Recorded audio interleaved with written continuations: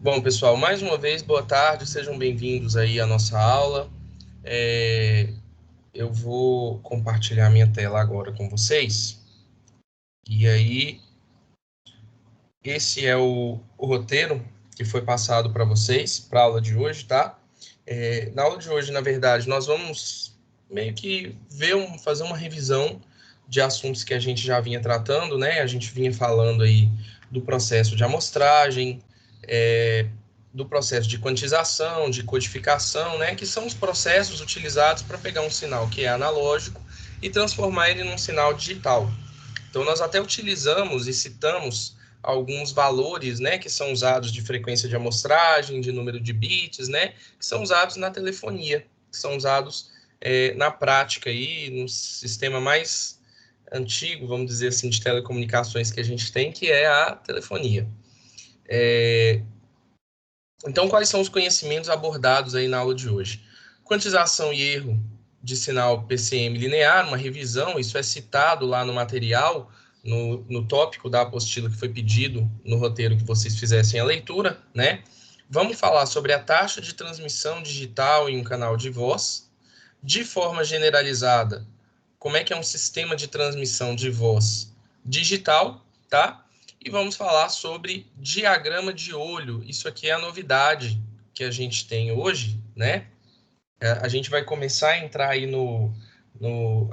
na prática, no cenário digital, né, das transmissões digitais, das técnicas de transmissão digital, e o diagrama de olho nada mais é do que uma ferramenta, que é inclusive que a simulação de hoje ela vai abordar, é uma ferramenta utilizada para a gente verificar alguns parâmetros da transmissão digital que a gente está fazendo, para a gente ver se essa transmissão digital se estão ocorrendo problemas nela devido a ruído, devido à interferência intersimbólica, como é que está a questão do instante em que a gente vai amostrar aquele sinal digital para poder decidir qual bit que foi transmitido e assim por diante, tá? Então nós vamos ver esse diagrama de olho aí com calma. O restante das coisas nada mais é do que uma revisão ou algumas conclusões em cima de coisas que a gente já viu, de coisas que a gente já estudou. Tá bom? Então, lembrando aí, vocês têm que fazer o questionário, né, da aula anterior, tem até hoje para poder fazer, até o final do dia, tá? E aí, foi pedido inicialmente, para a aula de hoje, que vocês fizessem a leitura e a compreensão da apostila, em que vocês deveriam, né, entender os conceitos aí, né, dos elementos de um sistema de comunicação de voz digital, a transmissão de um sinal PCM digital em um canal serial, o efeito do ruído na transmissão, e aí voltado para a questão do diagrama de olho, e ondas do sistema PCM digital. Dentro da leitura de vocês, dentro daquilo que vocês fizeram na simulação e tudo mais, alguma coisa chamou a atenção, alguma coisa que alguém quer comentar, quer perguntar ou já quer dizer agora para poder, para que eu explique com um pouco mais de detalhe?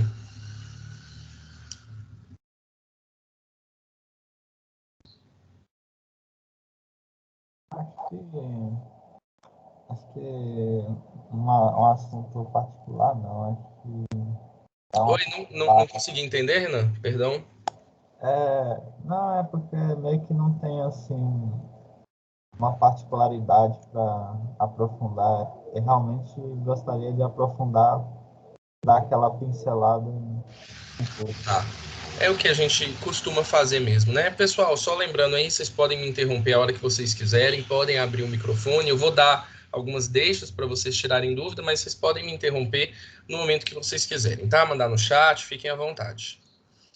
Então, se a gente for lá para a nossa apostila, pessoal,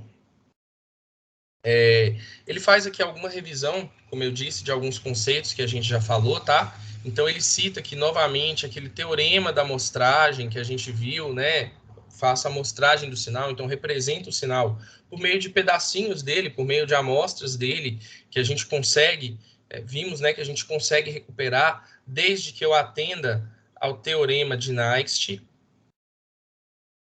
para a amostragem, né, que a gente viu, que fala para a gente, né, que a frequência de amostragem tem que ser maior ou igual a 2 vezes a frequência máxima do sinal, tá? Quando ele coloca isso aqui, esse pré-requisito para o período, é a mesma coisa, tá, gente? Se eu for aqui inverter aqui dos dois lados e tudo mais, transformar, né? Porque o período de amostragem é o inverso da frequência de amostragem, nós vamos encontrar que o período tem que ser menor ou igual a 1 sobre 2 vezes a frequência máxima do sinal. Mas falar isso aqui ou isso aqui é a mesma coisa, nada mais é do que uma transformação matemática de um para o outro, né? Conforme a gente já havia falado, já havia discutido essas questões.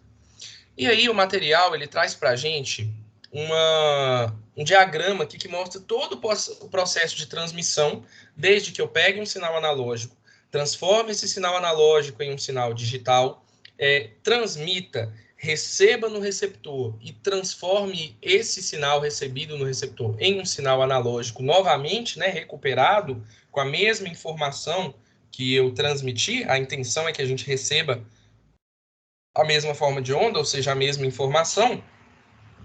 Esse é o procedimento.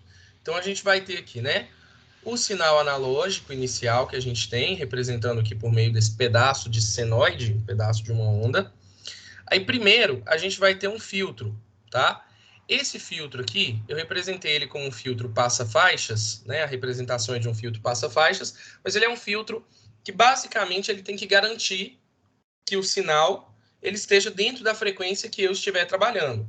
Se a gente for falar de telefonia, por exemplo, né, a gente filtra o sinal de voz em 3,4 kHz. Ou seja, né, quaisquer componentes da voz da pessoa que vai falar, do som ali, que estiverem acima de 3,4 kHz, e aí é um filtro passa-baixas, né, ou seja, tudo que estiver acima da frequência de corte é filtrado, né, é anulado, e aí ocorre isso que eu falei, a eliminação das componentes de frequência da voz acima dessa frequência. Eu até já comentei aqui com vocês que é por isso que a voz da gente fica diferente no telefone, né? Porque a gente corta algumas componentes de frequência dessa voz, a gente faz uma certa modificação. Mas o que sobra é uma parte, né, as componentes de frequência da voz que dá para a gente entender, dá para a gente comunicar, passar informação, e é esse o nosso o intuito, né? O intuito é que a gente tem uma comunicação, que tem a passagem de informação. Então, esse filtro é só para garantir que esse sinal analógico esteja dentro da frequência que eu quero que ele esteja. E aí a gente faz o processo de amostragem, tá? Aqui ele até colocou um capacitor junto aqui para fazer aquele processo de sample e hold, de amostragem e retenção. Vocês até perguntaram, alguém até perguntou aí no aula passada, o circuito do sample e hold, não sei o quê, capacitor, tá? Aí vem. Após isso, é um sinal já amostrado, que eu estou chamando aqui como um sinal PAM, tá? E aí a gente tem, né, aqui na forma daquele sinal degrau, que a gente viu, aqui está aparecendo uma onda, mas na verdade nada mais é do que um monte de degrauzinho, tá? Converto esse sinal PAM, né, essas ondas aqui para um PAM plano, não faz tanta diferença, e jogo aqui nesse circuito AD, circuito que converte, né, um sinal analógico para o sinal digital. Ele vai fazer o quê? A quantização e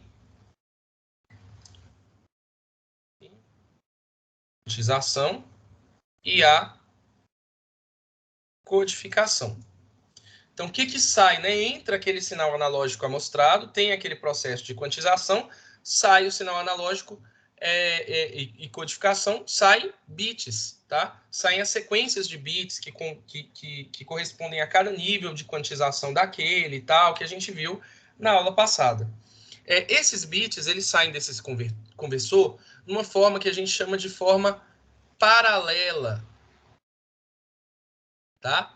Por que paralelo, né? Porque ele pega aquela amostra e fala, essa amostra aqui corresponde aos bits 1 e 0. Ele gera esses bits ao mesmo tempo, esse 1 e 0. Então, não passa um bit depois do outro, primeiro 1, depois o 0. Passa um em uma linha e o 0 na outra linha, de forma paralela. Só que quando a gente não transmite eles de forma paralela, né? Se eu vou passar isso, por exemplo, num cabo coaxial, numa fibra óptica, né? Por meio de uma onda eletromagnética que seja, vai bit a bit, um bit de cada vez. Então, a gente pega esse negócio que está em paralelo, esse P que está aqui de paralelo, e usa um circuito que converte de paralelo para serial. Serial, né, seria a forma sequencial. Então, aqui saem os bits na forma serial, tá? Primeiro o 0, depois o 1, depois outro 1, depois outro 0, e assim por diante, na ordem que eu tiver os bits. Esse é o processo do transmissor. Tudo bem até aqui?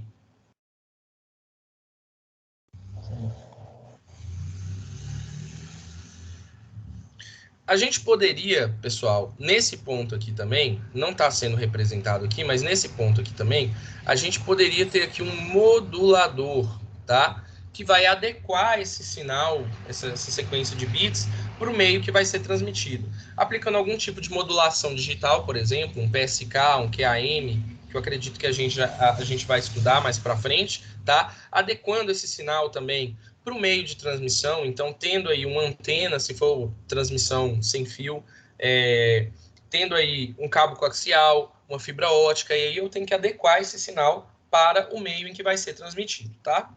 Aí o canal de comunicação, onde é transmitido, tem os problemas do canal, tudo mais, não é isso que a gente vai focar aqui. E aqui o sinal, os bits, né, recebidos na forma serial. Mais uma vez, se eu modulei antes de transmitir, na hora que eu trouxe de volta, eu tenho que demodular, recuperar os bits, né? Se eu transformei aqueles bits lá em um sinal modulado ou qualquer adaptação que eu tenha que fazer para o meio de transmissão, eu tenho que pegar isso e voltar para o que eu tinha anteriormente. Então aqui eu tenho na forma serial e aqui eu faço o processo inverso.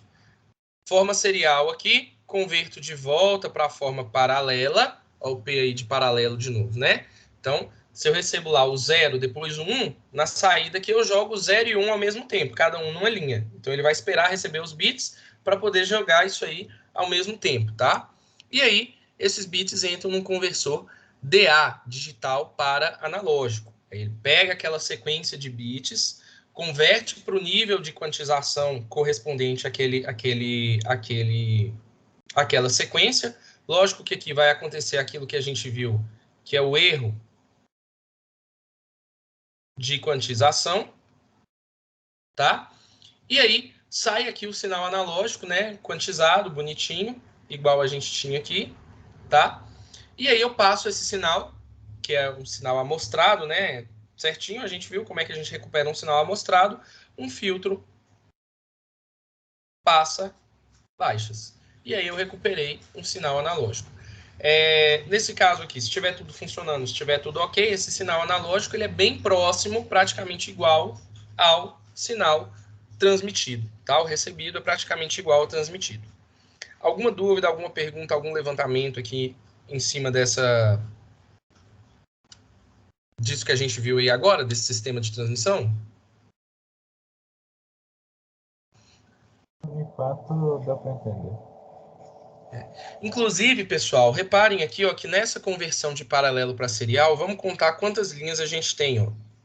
1, 2, 3, 4, 5, 6, 7, 8. Eu já havia falado com vocês, né, que a gente tem essa codificação do sinal analógico na telefonia com o nosso N de 8 bits, tá?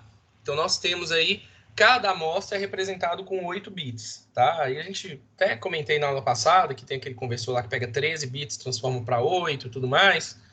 Mas, no fim das contas, a gente representa cada amostra com 8 bits. Bom, cada amostra tem 8 bits. Falei com vocês que o filtro da transmissão, isso aqui falando de valores específicos para telefonia agora, tá? Associados aí à técnica que a gente viu. Que o filtro de transmissão ele limita a banda em 3,4 kHz, porém, pergunta né, para vocês, qual é a frequência de amostragem mínima que eu teria que usar?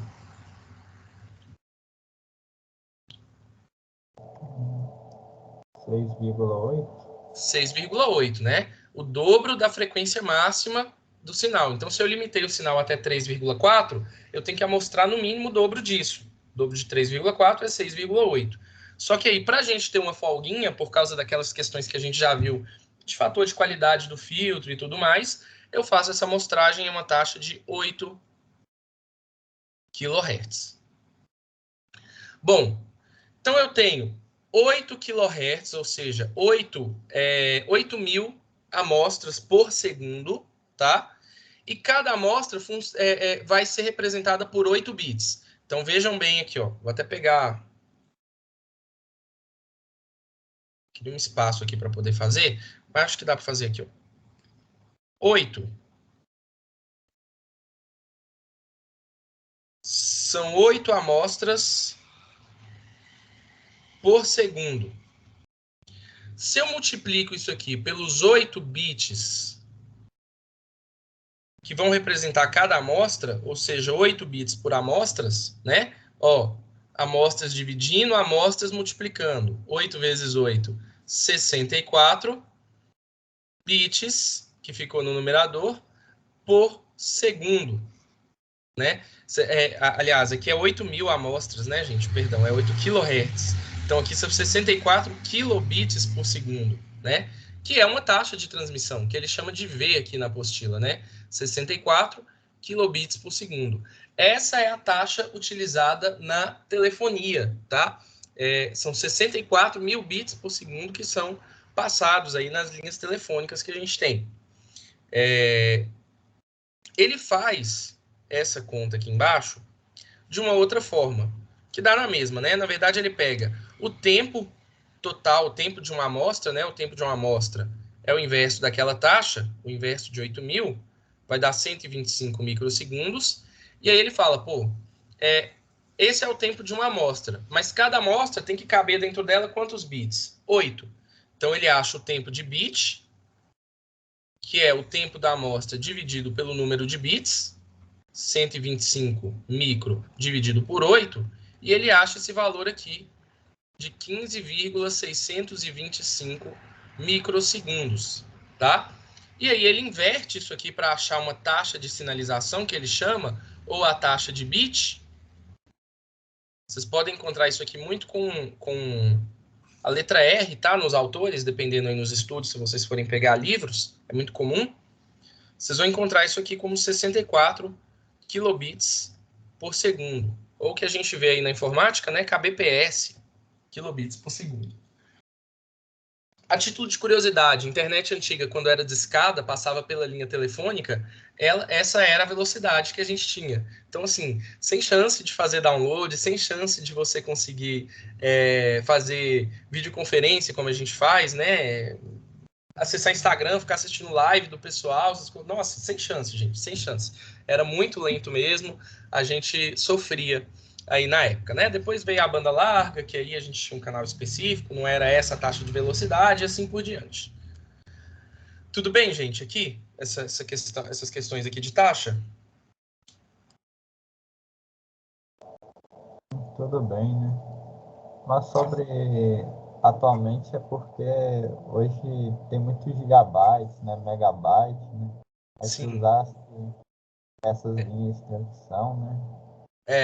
São outras técnicas, são outras linhas. Tem a questão da fibra ótica, que querendo ou não, a fibra ótica ela traz uma vantagem muito grande em termos de taxa de transmissão, ela comporta banda maior, de taxa maior, ela tem menos susceptibilidade à interferência, na verdade ela é imune, né, à interferência eletromagnética. Se eu tenho um cabo metálico, né, seja esse cabo de rede que a gente usa aí nas redes locais, nas nossas casas, ou cabos coaxiais, né, esses cabos de TV a cabo e tudo mais, se tiver uma onda eletromagnética forte ali, ela pode interferir. Na fibra ótica não é sinal elétrico, né, é luz. Então a luz ela não sofre a interferência eletromagnética. Então isso acaba ajudando também na questão de taxas maiores de transmissão, a dissipação de energia é menor, enfim, tem uma série de vantagens que faz com que a fibra ótica consiga prover para a gente taxas cada vez mais elevadas, né?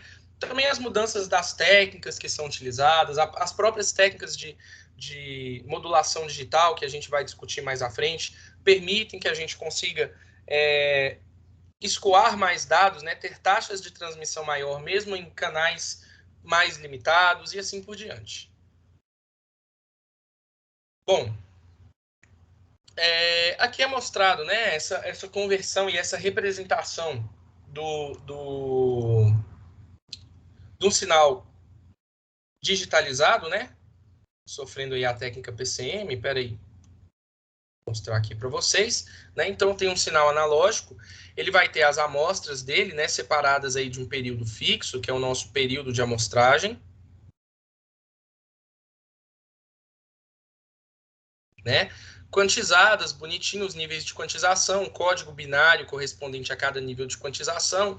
Então aqui, ó, eu já estou mostrando o sinal analógico quantizado, ó, essa amostra corresponde ao 0, essa ao 2, essa ao nível 4 e assim por diante. E aí, dentro desse período da amostra, a gente vai representar, ó, primeira amostra corresponde a 0, aos bits 0, 0, 0. Então, dentro do intervalo de tempo da primeira amostra, eu passei o 0, 0, 0, que é nível 0, né? Com esse tipo de sinalização, com esse tipo de representação, né? Eu poderia também representar bit 0 como menos 5 volts e bit 1 como mais 5 volts. Mas eu também posso representar como 0 e 5 volts, ou 0 e 12 volts, depende, né, da aplicação. Aqui eu teria, né, mais um intervalo de período aqui, em que eu tenho a amostra no nível 2. O nível 2 corresponde aos bits 0, 1 e 0. Então, 0, 1 e 0, ó. Vou de outra cor aqui, ó. 0, 1 e 0. Depois, 1, 0, 0. 1, 0 e 0, tá? Lembrando, né? Esse tempo de bit é o tempo da amostra dividido pelo número de bits, tá? Isso aqui eu já falei, aqui em cima está escrito na apostila de vocês. Bom, pessoal, aqui ele fala do erro de quantização e tudo mais. A questão do diagrama de olho, eu vou mostrar para vocês aqui a parte, como é que é a construção desse diagrama de olho, tá? O que é esse diagrama de olho, pessoal? Nada mais é do que eu pegar uma sequência de X bits e começar a plotar as várias possibilidades dentro dele, tá? Isso é feito no receptor. O receptor pega essas sequências de bit e vai plotando, né? Ele vai desenhando um em cima do outro. Como assim, né? Vamos supor que eu vou pegar uma sequência aqui de 3 bits, tá?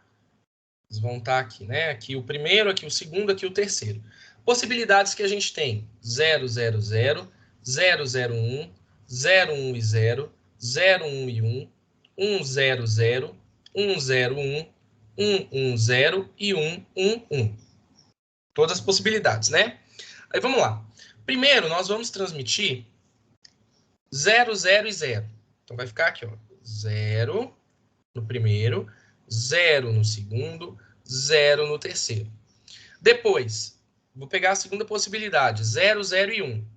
0 no primeiro, 0 no segundo, e aqui vai ocorrer uma transição para o 1. Essa transição aqui. Ok, ok. Terceira possibilidade, 0, 1 e 0. Então, ó, começa em 0, transição para o 1, transição para o 0 de novo. Quarta possibilidade, 0, 1 e 1. Começa em 0, transição para o 1 e mantém em 1 depois. 1, 0, 0. Começa em 1, transição para o 0 e continua em 0. No fim das contas, pessoal, na hora que que o receptor ele for recebendo vários bits e for fazendo esse desenho um em cima do outro, né, dessa sequência de 3 bits, o que eu vou ter aqui, ó? Eu vou ter uma linha mais grossa, mais espessa para representar, né, cada sinal que passou aqui, né? Aqui também para cima. E a gente forma o que a gente chama de diagrama de olho, tá? Por que ele chama de diagrama de olho? Porque é como se a gente tivesse aqui no meio, ó, um olho, um buraco, uma bolinha que a gente tem aí, tá? Para que serve esse diagrama de olho? Para a gente identificar, primeiro, o instante ideal onde eu vou amostrar, tá? O que é essa amostragem? O receptor, ele precisa pegar aquele sinal que ele recebeu e decidir, aqui foi transmitido o bit 1 ou bit 0.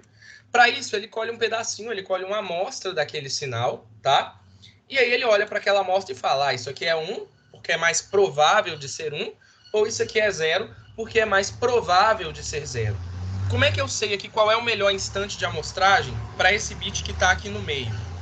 É o instante em que o olho está mais aberto, normalmente aqui um instante central, né, dentro desse intervalo aqui.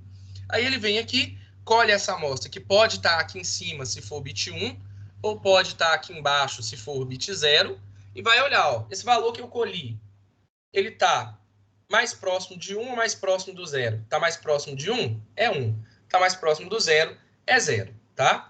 O que mais que a gente consegue ver?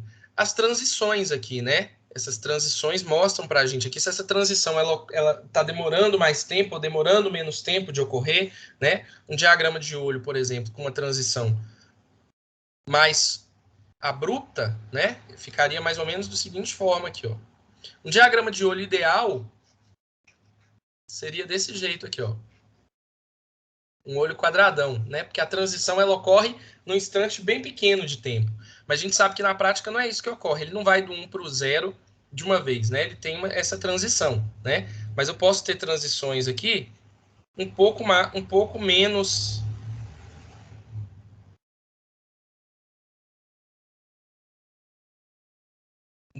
abruptas. E aí o olho acaba ficando um pouquinho mais aberto aqui na... Desculpa o desenho aí, gente, eu estou tentando, tá?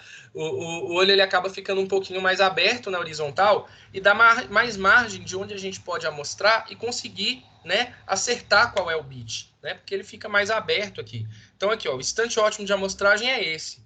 Mas se eu vier e amostrar aqui, ó, vai dar no mesmo. Porque também é um instante bom de amostragem. Então, se o meu receptor ele amostra um pouquinho errado, que é um erro de jitter, que a gente chama, não tem problema nenhum. Agora, se o meu receptor ele vem e amostra muito errado aqui, por exemplo, ó, reparem que agora o nível 1 está bem pertinho do 0. Então, está bem fácil de errar, está bem fácil de qualquer ruído, qualquer interferência lá, confundir o 1 com o 0, porque eles estão bem próximos. Tá clara essa ideia aqui? Alguma pergunta? Então, a amostragem acontece onde o óleo está mais aberto? A amostragem tem a recuperação do relógio com circuito PLL e tal. O ideal é que a gente amostre onde o olho está mais aberto. Consiga essa sincronia e amostre onde o olho está mais aberto. É o instante ideal aí. Tem um desenho aqui, pessoal, do diagrama de olho, tá? Aqui, para um sinal que não é quadradinho, bonitinho, né? A gente tem as transições aí um pouquinho mais severas, né? Mas a gente pode ver, ó, sem problema de interferência intersimbólica, sem problema de interferências, né? E de ruídos, ó, esse olho aqui está aberto ao máximo. A linha dele fica bem fininha, ó. Quando ele está aberto ao máximo, tá vendo? A linha que circula o olho fica bem fininha. Aí, ó, quando eu tenho uma interferência intersimbólica mais forte, ó, o olho já está mais fechadinho. Reparem que essa linha aqui, nesse instante, ó, tem linha que está mais em cima, tem linha que está mais embaixo, tem linha que está no meio. Essas linhas estão variando muito por causa da interferência. O efeito do ruído é a mesma coisa. Ó aqui, como é que a linha ficou mais grossa? Por causa do ruído variando, né? Esses níveis aqui.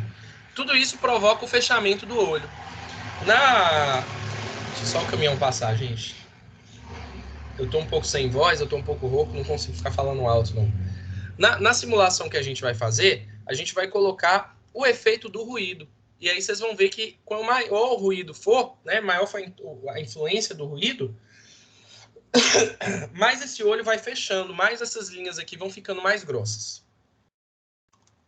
Bom, deixa eu ver se tem alguma coisa aqui para poder comentar. Isso aqui, basicamente, a gente já citou, já mencionou. Eu queria ir para experiência já, para a gente poder discutir as coisas lá do diagrama de olho. Vamos abrir ele aqui.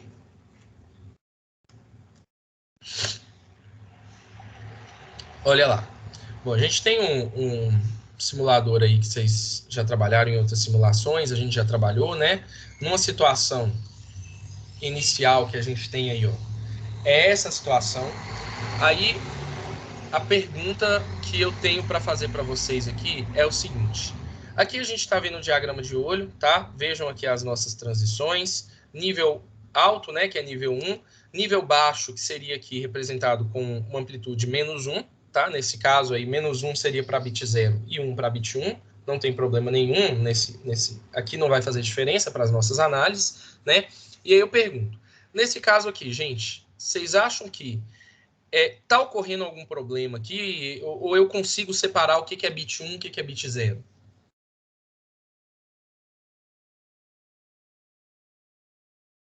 Tem que dar para distinguir. Dá para distinguir. Dá para distinguir, né? Perfeitamente. Porque, vejam bem, né?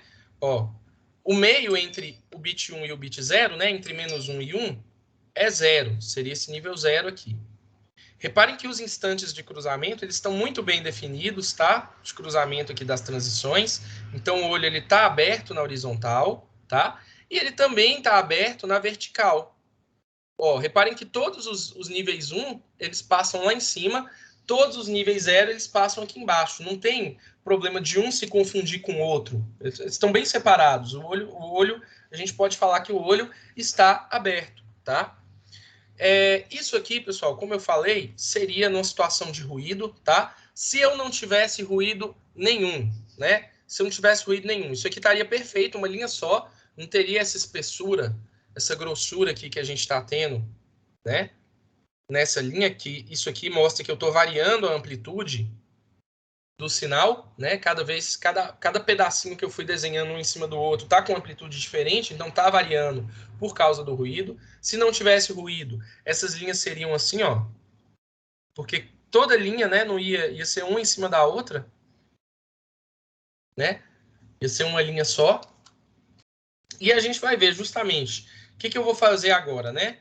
Ó, na nossa simulação, nós estamos trabalhando aqui com uma relação sinal-ruído, um SNR, de 20. O que eu faço aqui para melhorar, para o ruído interferir menos? O que eu faço com essa relação sinal-ruído aqui? Se eu não me engano, eu teria que aumentar a potência do sinal em relação ao ruído, né? Isso, ou seja, aumentar a relação sinal-ruído. Potência do sinal em relação ao ruído é a relação sinal-ruído, né? Vamos lembrar lá, ó, relação sinal-ruído é a potência do sinal dividido pela potência do ruído. Então, se eu aumento a potência do sinal ou reduzo a do ruído, eu estou aumentando a relação sinal-ruído, o que é bom. Significa que o ruído está influenciando menos na minha transmissão. Se eu diminuo a relação sinal-ruído, o ruído está influenciando menos na minha transmissão. Então, pessoal, para melhorar isso aqui, eu vou aumentar a minha relação sinal-ruído. Aliás, antes disso, vamos só seguindo aqui, porque o próprio roteiro, ele leva a gente a fazer essas coisas, tá? Então, simule o circuito e verifique o diagrama de olho. Verifique a boa distinção dos instantes de início e final de cada bit e nos níveis de tensão, tá? Então, é isso aqui, ó, que eu tinha falado, né? A boa distinção nos cruzamentos, consigo ver aqui exatamente onde é que eles se cruzam, tá? Então, consigo saber exatamente onde que eu tenho que amostrar e eu tenho uma boa distinção entre os níveis mais 1 e menos 1. Aí vamos lá. Depois ele pede lá, vou apagar só essa parte aqui. Depois ele pede lá para alterar o valor da relação sinal-ruído, lembrando que quanto menor a relação, mais ruído está presente no sistema, e aí tem que salvar e simular. Aí acho que ele não coloca muitos valores aqui não, ele só fala 10 e 5, mas vamos aumentar isso aqui para 30. Vamos ver aqui o que vai acontecer. Salvar, né, e simular. Olha lá o que aconteceu, né, em relação ao que a gente tinha, né? O ruído ele está influenciando menos, eu aumentei a minha relação sinal-ruído, né? E aí eu tenho variações menores aqui na linha, né? Então essa linha ficou menos espessa, ela ficou mais fina, né? O que eu posso falar que aconteceu com o olho? O olho ficou maior. O olho ficou maior, o olho abriu, que a gente fala, né? Na verdade, maior, não sei se eu usaria esse termo, porque ele continua estando aqui de menos 1 até mais 1. Só que a linha ficou mais pequena ali, aí o olho abriu. Os instantes de cruzamento ficaram mais definidos e o instante de amostragem, a abertura do olho ficou maior, o instante de amostragem também ficou maior aí. Então aqui eu tenho menos probabilidade de errar. Vou tentar aumentar um pouco mais aqui ainda. Na verdade, diz que os olhos estão mais arregalados. Tipo isso. Vamos lá. Ó, aumentei para 40 dB a relação sinal-ruído. Ficou menor ainda. Tá vendo? Até que se eu for aumentando, isso aqui vai tender a virar uma linha só, sem qualquer variação aqui, né? Com a espessura aí mínima que a gente vai ter. Só a espessura da própria linha. Tudo bem esse efeito aqui, gente? Então, aumentei a relação sinal-ruído, melhorei o meu sistema, tenho um ruído influenciando menos, né? Aqui não está ocorrendo nenhum erro, eu consigo distinguir certinho o que é nível alto, o que é nível baixo, né? O que é 1 e o que é 0. Tá perfeito. Beleza? Beleza. Uma probabilidade de erro pequena e tudo mais. Então, vamos voltar lá, né? Na situação inicial que a gente tinha era 20. Vou mandar plotar aqui só para a gente ter como referência de novo, tá? Essa situação inicial. Vamos reduzir aqui, ó, primeiro para 15 dB. Olha lá. Né? Já comecei a fechar um pouco mais meu olho. Os valores já começam a ficar mais próximos aqui, né? O nosso limiar, considerando aqui que 1 e 0 são equiprováveis, não vamos entrar em detalhes não, mas só para poder falar, né? Nosso limiar de decisão aqui seria o 0. Tudo que tiver acima do 0, né? Se eu pegar esse valor aqui, ele está mais próximo de 1. Então vai ser 1. Se eu pegar esse valor aqui, ele está mais próximo de 1. Então vai ser 1 também. Se eu pegar um valor desse aqui, ó, ele está mais próximo do menos 1. Então seria bit 0, né? É assim que o receptor funciona. Ele tem essas tomadas de decisão, tá? Então reparem que aqui agora eu tenho valores que estão se aproximando do meu limiar de decisão. Está começando a ficar perigoso, porque se passar, se cruzar, eu tenho um erro, né? Eu tenho um problema de um bit 1 que eu transmiti que virou 0. Então, quanto mais próximo aí, pior é a minha transmissão. Quanto mais fechado é o meu olho, pior é a minha transmissão. Vamos piorar mais. Passar isso aqui para 10 dB.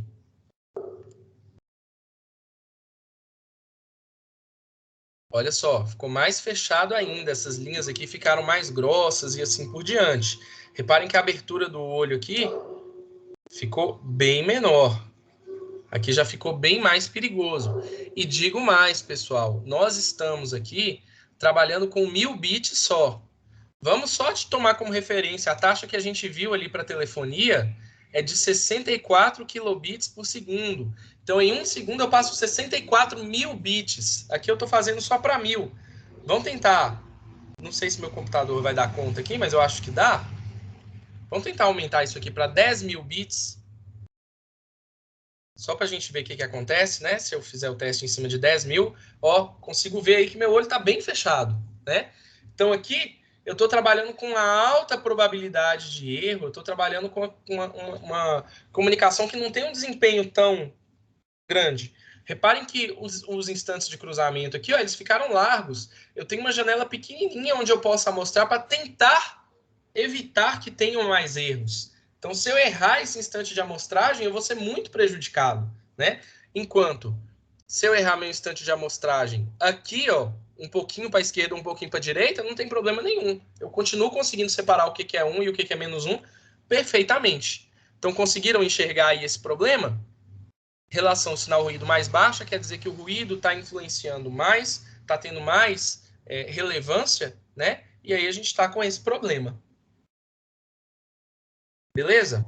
Deu para ver. Deu para entender aí, né?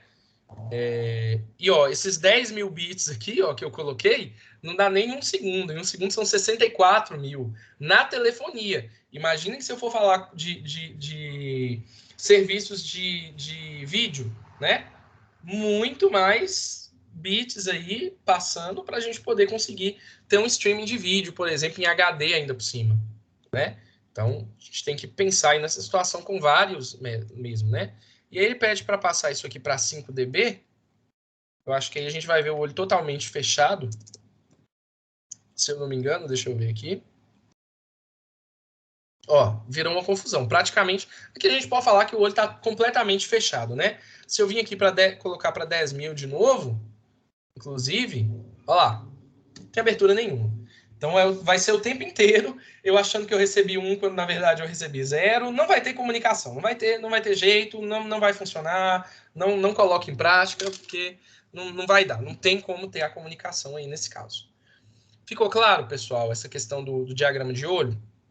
Ele citou lá no material uma questão que chama de interferência intersimbólica. Isso tem a ver com os atrasos do canal de comunicação e tudo. Não é o foco de hoje a gente poder falar isso, mas só porque tem esse termo lá, eu queria explicar para vocês, tá? Que tem esses atrasos e tudo mais. E aí a gente usa o diagrama de olho também para ver se está ou não está ocorrendo interferência intersimbólica. Mas assim, o que a gente olha no olho para ver se está tendo problema ou não, seja problema de ruído ou de interferência intersimbólica, é se o olho está aberto ou se o olho está fechado. Se o olho está aberto, quanto mais aberto o olho está, melhor o sistema, menos erros vão ocorrer. Quanto mais fechado o olho tiver, pior o sistema, mais erros vão ocorrer. Tudo bem? Alguma pergunta, alguma dúvida? Tipo assim, o SNR quando tá muito alto, o óleo fica muito aberto, né? Isso. Mas o que impede nós de colocar um SNR infinito, entre aspas? Porque para você ter uma relação sinal-ruído, a relação sinal-ruído, vamos lembrar lá do que é isso, Renan? É a potência do sinal pela potência do ruído. No caso extremo que você falou, para eu fazer a minha relação sinal-ruído tender para o infinito, o que eu teria que fazer? Ou reduzir bastante o meu ruído, fazer a potência do ruído tender a zero. E ruído é uma coisa que a gente não tem muito controle, ele é inerente dos equipamentos e do canal de comunicação, não tem muito controle. Ou eu tenho que fazer a potência do meu sinal ir para infinito. Para eu ir com a potência do meu sinal para infinito, eu tenho que ter uma energia infinita, eu tenho que ter um gasto infinito de energia que custa isso aqui, ó, dinheiro. Tá? Então, existe uma relação de compromisso. Posso melhorar meu sistema aumentando a potência dele? Vai aumentar a relação sinal-ruído? Vai, mas eu vou gastar mais dinheiro. Ah, entendi. Era isso mesmo. Entendeu? Mais alguma coisa, gente?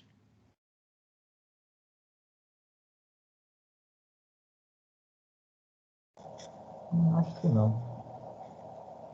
Bom, então, se ninguém tiver mais nenhuma dúvida, era isso que eu tinha para discutir com vocês hoje, para apresentar para vocês hoje.